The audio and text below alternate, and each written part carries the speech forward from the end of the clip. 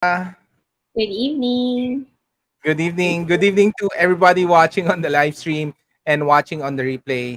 And as we start Simbang Gabi for this Christmas season, we have a very interesting book called Advent Grace, the second book for Blanca Dela Cruz. And we'll be talking to her about the stories, no? What motivated her to create the book. And please join us. My name is Anton Diaz, founder of Our Awesome Planet, and we're awesome live with Blanca de la Cruz and her new book, Advent Grace. Can you do a short introduction?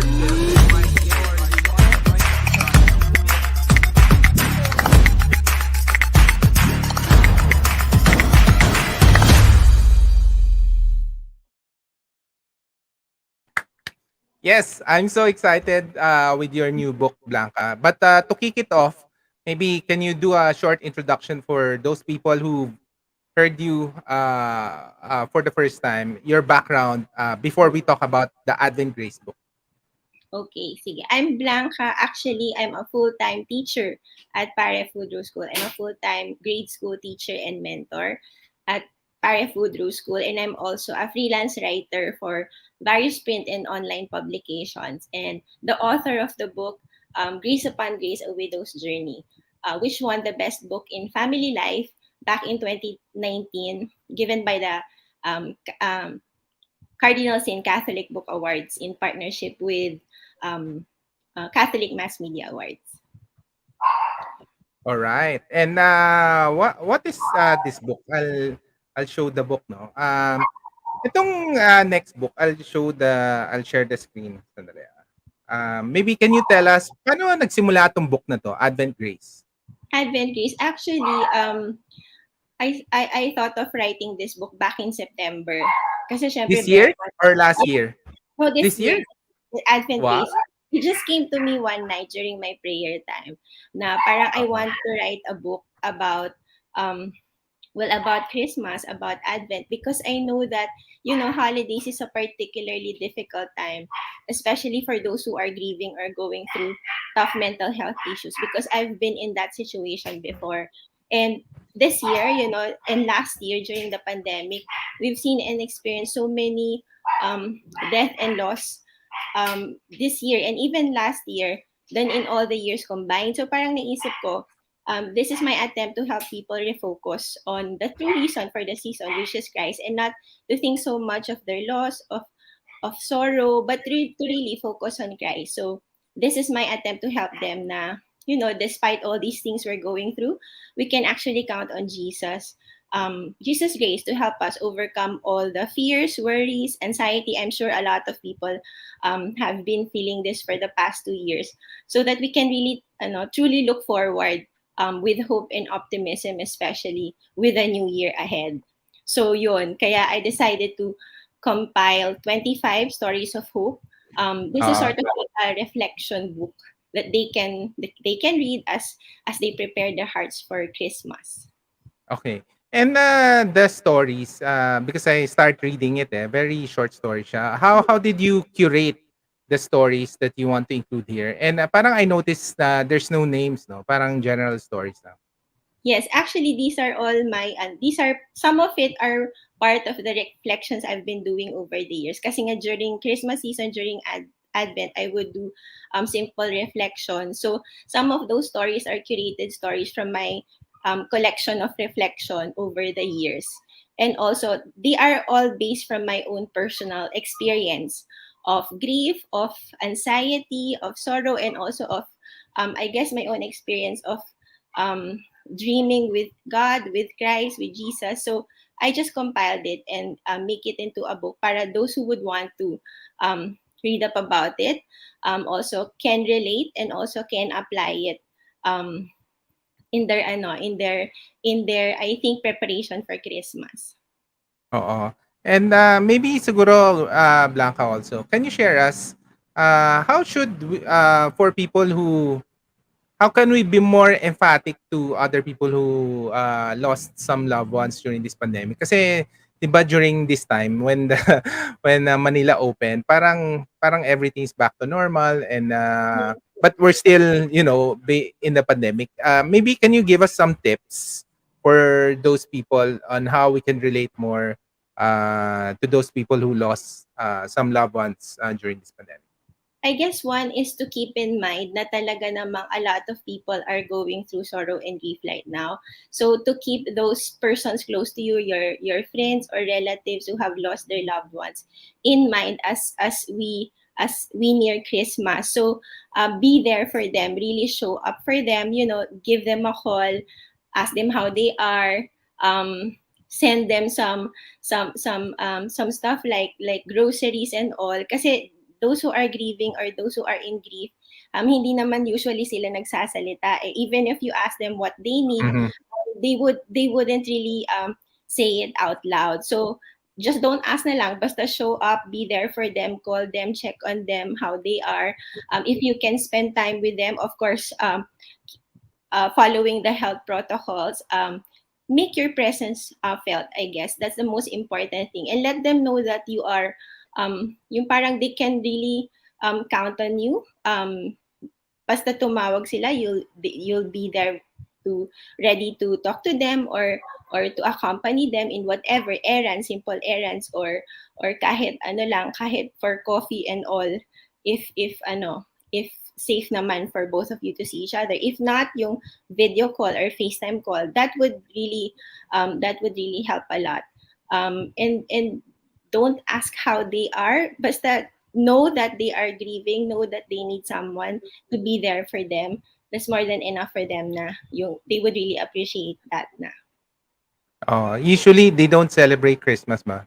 Um, For for those who are grieving and those who are in sorrow, they do naman. Pero there's that feeling na talagang may kulang, yung talagang hindi mo ma-feel yung joy and merriment of the season. So also be understanding when they are not that happy yung in your company, and also yung yun lang.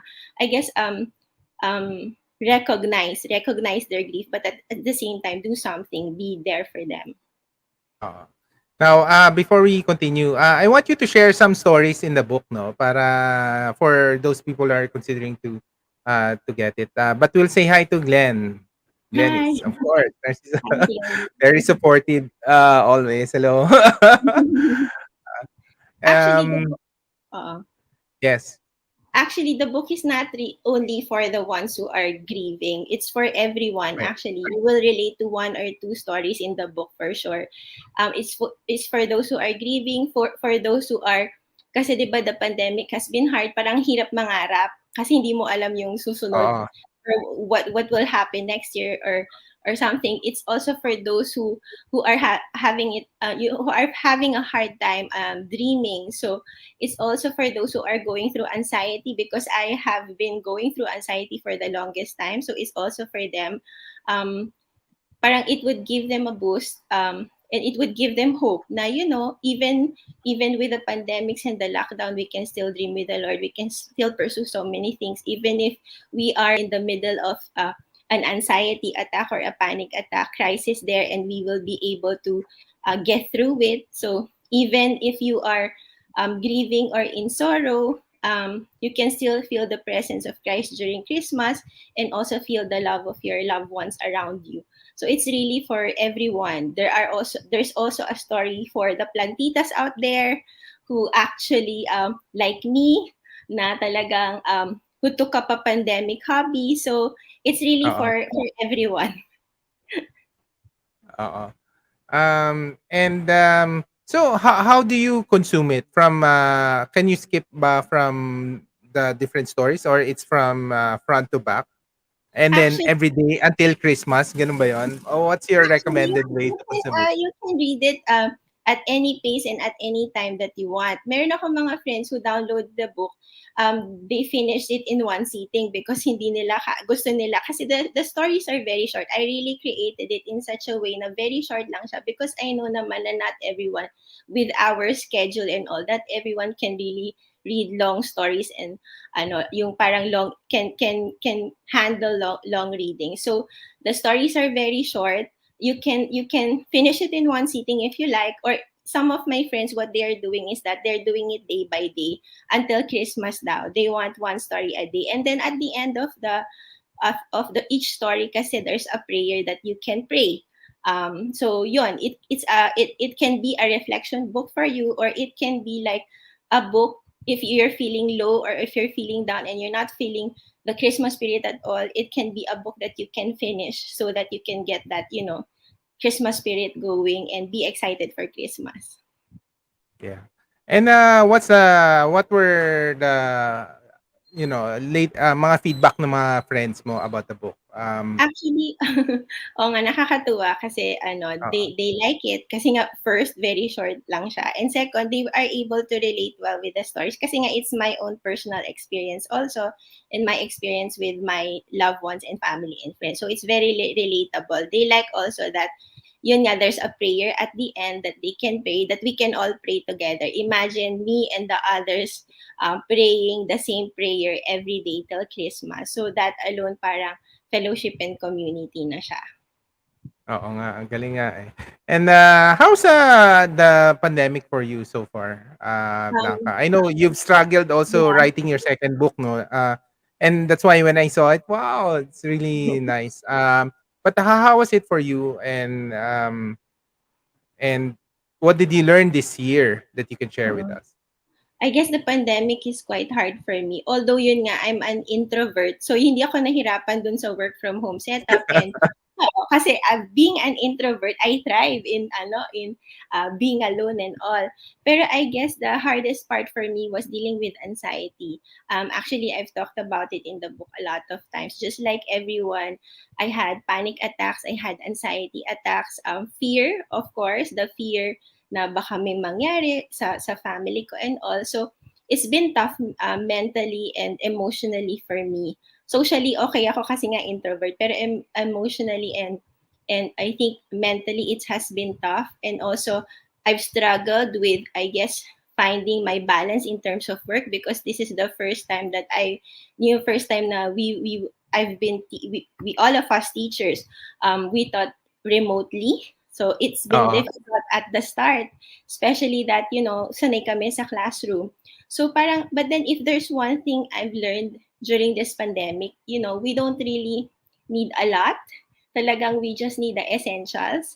I guess to make us happy, like a family that's healthy, okay na yon, yung enough food for the table, on our table, okay na yon. So parang bigla kong na-realize na all these things that we've been accumulating over the years, all these things that we've been doing all the years, we can do most of it away. Ang importante lang talaga is yung our family, our health, and also yung reconnecting even distantly with other people. Those are the most important things lang. So yun, I've learned Mhm. to I guess value and appreciate the essential things more. Yes. Siguro yung the other thing na I like what you said about people stop dreaming, 'di ba? I Yeah. think you've hit on a nail there, Mm-mm. and I think I could also relate to that, and a lot of people could relate to that. What's your advice, or paano ba to? How can you restart dreaming again or looking for better days ahead? Oo nga. Actually, during this pandemic at the start, parang feeling ko kasi wala akong maa-accomplish. Kasi biglang nag-lockdown and we had to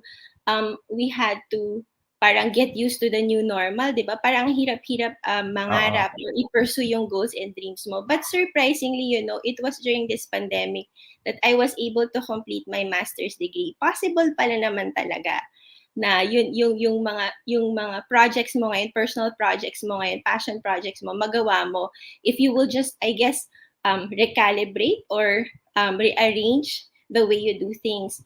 Also, I never thought that I'll be able to write a book this year, but I did. So I guess it's just really a matter of, I guess, really being bullheaded about it na hindi gagawin mo. And you can work around things with God's help and with God's grace. May magagawa ka if you would really, I guess, do it with the Lord, dream with the Lord. Maa-accomplish mo pa rin yung mga plano mo. Kasi what's nice about it is that when you dream with the Lord and you surrender whatever your personal passion projects to the Lord and your goals and dreams, parang He would pave the way for you. Despite pandemic, despite lockdown, despite all the things that you think might stop you from doing things, he will really pave the way for you. He will direct you on to the right path on the things that you will have to do, so that yun nga ma-accomplish mo whatever it is that you would want to accomplish. Even if you are locked down at home, you will be able to find a way with God's grace. Oo. So, how can people get the book? Is it a ebook version lang or is there a print version in the works? um Actually, I really made it like an ebook so that everyone would get a copy. So they can just log on to gum.code/adventgrace. I made it available in four file versions: a PDF, an EPUB, a movie file, and even a generic EPUB, so that whatever will work best on your gadget, you can download it and you can read it at any time. So it's for free. So everyone can actually download the book. It's for free. There's no limit also Wow. to the number of downloads that you will get. So if you want to gift it to friends and relatives, you can also do that. Oh, yeah. I started with the book na nga and parang ang hirap pa bitawan 'no. Very short stories, and Yeah, very inspiring. Of course, I know a bit about of your story, but sarap pa rin basahin, ang sarap basahin, very inspiring. thank you. Congratulations, thank you, ang galing, just in time for Advent, time for Simbang Gabi, Yeah, something to get us inspired for Christmas, and I think, it's a good, way for a personal retreat rin, 'di ba? For yourself as you prepare for 2022. So, yes, Blanca, please invite them, final message, please thank the people who help you with this book, yes. Oo and nga. then, invite them to get the book. Yes, I would like to thank Eloise Losada because she's the one who did the cover photo of the book. She Wow. took a very nice photo of my baby Jesus. That's my baby Jesus. I had that for a long time. And also thank you for those who downloaded the book already. So I invite everyone to download if you haven't yet. So you can add this to your Christmas read. So to I guess to inspire you, to help you get started and prepare for Christmas and also for the New Year. So I hope you get it. It is available at gum.co/adventgrease. So there. Alright, maraming salamat. Thank you, Thank you Blanca. very much. Very, brilliant, concept for for Christmas and gifts, and, I'm happy that you're giving out to everybody to get the inspiration kasi tama ka, eh. Sometimes, a lot of people hindi lang nagsasalita, 'di ba? Yes. And they're really affected by the pandemic. And maybe, doing an introspection with the book, and a bit of prayers. And I like what you said about dreaming with the Lord, 'di ba? Yes. During this time to I restart your dream. remember I remember the last time we talked, 'di ba? Sabi ko I want to do a pandemic project and you were encouraging me to start one. So Oo, this is my yes. pandemic project. Oo, The yes. And competition maybe for leaders. maybe wala ka bang group for the readers of the book? For people to share their own stories. Maybe That's a good idea. Oo nga, no? oo, may mga email address ka naman or just invite Yes. them to a Facebook group just to share lang ongoing reflections, 'di ba? Ah, Sige, I'll do that. oo. Maraming salamat, Blanca. Thank you very Congratulations much. again. Thank you. Thank you. Congratulations with this book and thank you for continuing to inspire a lot of people. Maraming salamat. Live an awesome life, Maraming guys. So, salamat. please like and share this video in Facebook and YouTube. Please share it with your family and friends. Tama, Simbang Gabi. It's add this in your Advent Christmas reading. Please download it. Everything's for free, especially if you have family and friends who are, who needs, an extra boost of inspiration during this time. Maraming salamat. Thank Live you an very awesome life, much. guys. And Blanca. Bye-bye. God bless. Bye. Can you do a short